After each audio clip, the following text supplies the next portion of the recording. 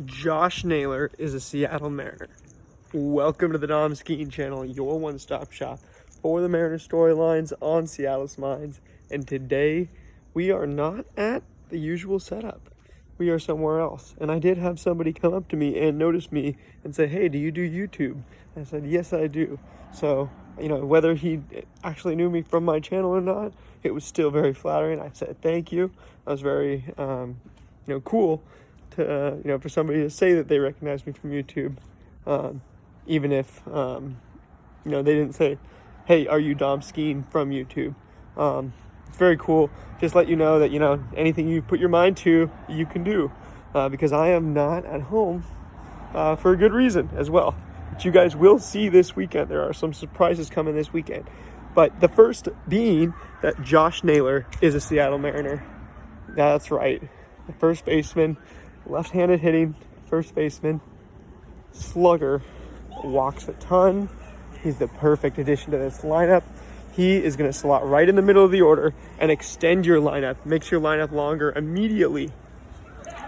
You get Josh Naylor in there, then now you got a lineup that instead of, tailing off with the 4, 5, 6s, we've had guys like Garver, Polanco hitting there recently. And yeah, Polanco and Garver have both been hitting better. But when you talk about the opportunities that you're going to have, having Josh Naylor in the middle of this lineup, slotting into probably the number 5 spot right behind Randy Rosarena, then, you can put... And my favorite part about this trade is that you keep both Cole Young and Ben Williamson in this lineup. Now, you beat the Angels 4-2 tonight in Anaheim in the first game of the series. Julio and Randy both hit homers. Logan Evans outduels Yusei Kikuchi. That's all fine and dandy. Kikuchi, by the way, I don't buy the all-star performance. I don't think he's going to be anything special for a long time. And then Logan Evans, I think, is a very, very solid guy who could be a consistent middle-of-the-order guy for, if not us, another team in the future. But, not a ton of swing and miss. I think Logan Evans is going to have more of a cutter resurgence, the way that Yusei Kikuchi did back in what I called the year of the cutter. Some people are calling this year the year of the cutter now. I called 2021. Sorry, Corbin Burns year, 2021, the year of the cutter. Kenta Maeda, Yusei Kikuchi. There was a lot of guys throwing cutters and having a lot of success then.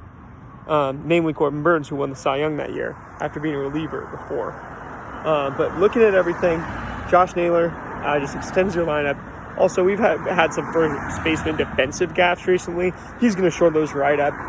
This is just the best addition that you could have had from Jerry and company. And the return for Arizona was nowhere near as bad as I thought it was going to be. I thought they were going to ask for at least a top 5, if not some of our top 10 guys. I actually haven't even looked at the prospect list. And again, promise you guys, the reason I'm on the road is for good reason. You'll find out later this weekend. However, and by the way, if you're watching this, shout out to Jordan. It's the name of the kid who recognized me, so shout out to him.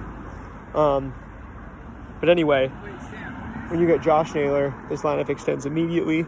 Had to record this reaction video for you guys. I'm not going to go through all the swinging strikes and the box score tonight. I'm just going to tell you straight up, when you have Randy and Julio hot, you've got Cal, who needs no introduction. Then you got J.P. Crawford, who's been around so long, is so damn reliable. Where's the weakness in this lineup? You guys tell me. Because Ben Williamson and Cole Young at the bottom are shoring it up. They are a ball, get away from me, foul these pitches off, waste the pitch count for the opposing starting pitcher. They're doing everything right, everything you need at the bottom of the order. And to get somebody like Gino Suarez, who there's reports today coming out that Eugenio Suarez is still the top option for the Mariners at the deadline. The Josh Naylor trade aside, and the Josh Naylor trade completed now, they're going to keep working with the Diamondbacks and try to get that done. We've seen this happen in the past a lot too. Obviously, so many players swapped between these two franchises in the past decade or two. From Mitch Haniger and Jeet Segura to Taijuan Walker and Ketel Marte. And Eugenio Suarez, for that matter, could be the latest featured in a trade. Everybody's pretty happy. You see people honking. Funny enough, I'm not. I will let you guys know. I am not in Seattle. I am somewhere else for good reason, and you guys will know tomorrow. If you drop 10 likes on this video, guys, I will tell you exactly where I am, what the plan is this weekend. I'll spoil the surprise. If not, you guys will just have to wait a little longer. That being said, my name is Dom Skeen. I will see you guys tomorrow with a recap, maybe a little more formal of one as well, for the second game of this Mariners versus Angels series in Anaheim. You can barely see me, so I'm just going to say, go M's and peace out.